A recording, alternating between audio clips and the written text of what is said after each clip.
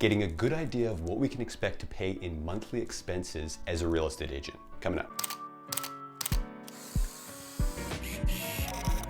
Hey, what's up guys? Callum Moore here, and on this channel I share information that we need to achieve real estate success. If you haven't yet, consider subscribing. At any point during the video, check out the description below. I list links to what we discuss, all my recommendations, and how to contact me down there. Let's get into the video. So this video is what to expect to pay monthly. I don't cover initiation fees or education, but if you're interested in that, check out this video first right here. I wanted to do this video because these expenses can add up, and it's a great business practice to at least find your break-even point. We'll start with the mandatory ones that we'll all have to pay. Then I'll go through the optional expenses that depend on the person. And then at the end, my favorite and what is going to excel our careers, our marketing budget. It won't be perfect and it will vary according to your area, but it will give you a good rough idea of what to expect to pay monthly as a real estate agent. Does it take money to make money?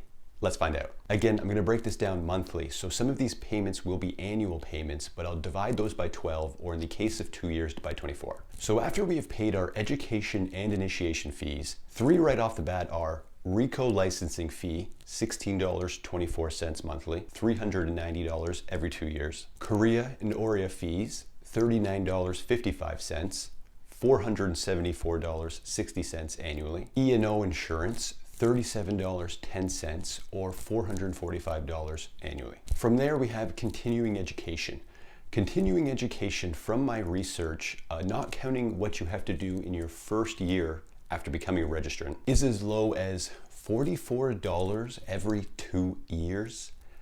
This can't be accurate. If you're like myself and completing the Humber College real estate program, this is a pleasantly low fee. Continuing education costs, $183.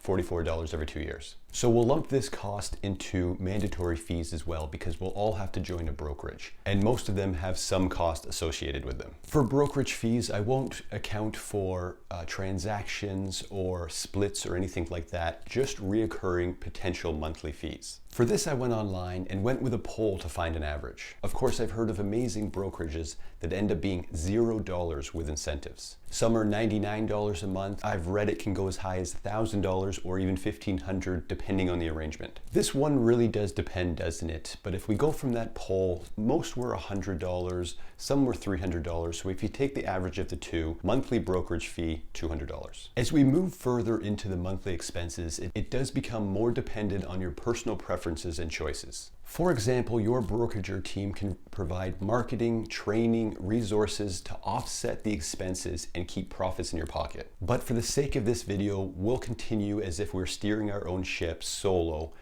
incurring all expenses. After those cemented in costs here in Ontario, you'll probably join a board.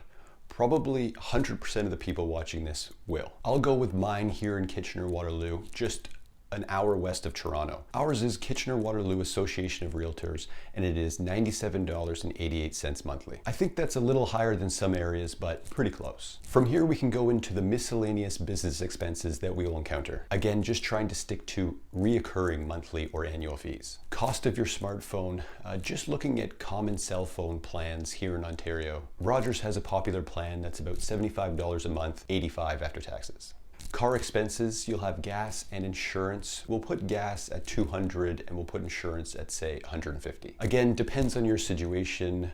Hopefully by the time that you're watching this, maybe we'll all be driving Teslas on Mars. Website, I'm just gonna put website here at $100. They vary from $0 all the way up to $500 monthly. But if you're after a decent real estate website with at least IDX integration, some landing pages, and some form of automation, you're probably going to spend at least $100, probably more. And then we have marketing. So marketing will depend on what type of real estate agent business model you plan on running. What we can try to do here is get an average from research of the low end of agents to all the way the top small percentage of agents and what they're spending monthly. From research, on average, most real estate agents spend less than $5,000 annually on their marketing budget. I saw one stat that said that the average real estate agent spends $89 monthly. I can't even really picture that, but we'll put that at the low end. Continuing from research, the top 3% of agents spend as much as $80,000 annually, both online and offline, in their marketing efforts. With real estate commissions having a high element of variance and no actual business training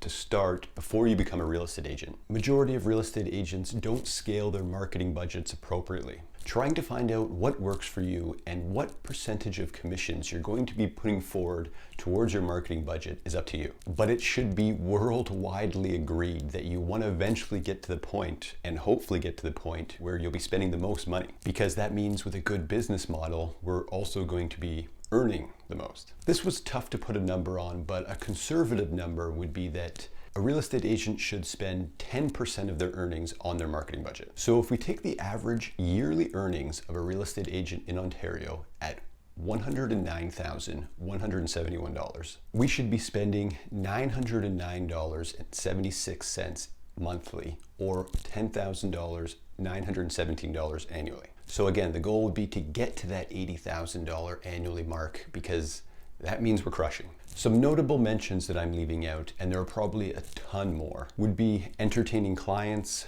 coffee, drinks, lunches, business travel, going to conferences worldwide. Of course, there's going to be advertising costs associated with listing a property. A driver, we all need a driver waiting outside in a nice Escalade SUV, don't we? But I'll leave the extras to you. If we add all these up, we have $1,837.26 for your monthly expenses to be a real estate agent here in Ontario. Take these monthly expenses and plug in and out your essentials that you think you'll need to eventually find and get to your break-even point. Almost every one of these dollars are tax deductible, so keep that in mind. I really hope that gave you a good idea, and if you're in real estate like myself to help future clients like no one else, reach out and comment below. And if you get a chance, check out this video right here where I break down if there is too much competition in real estate. We'll see you there.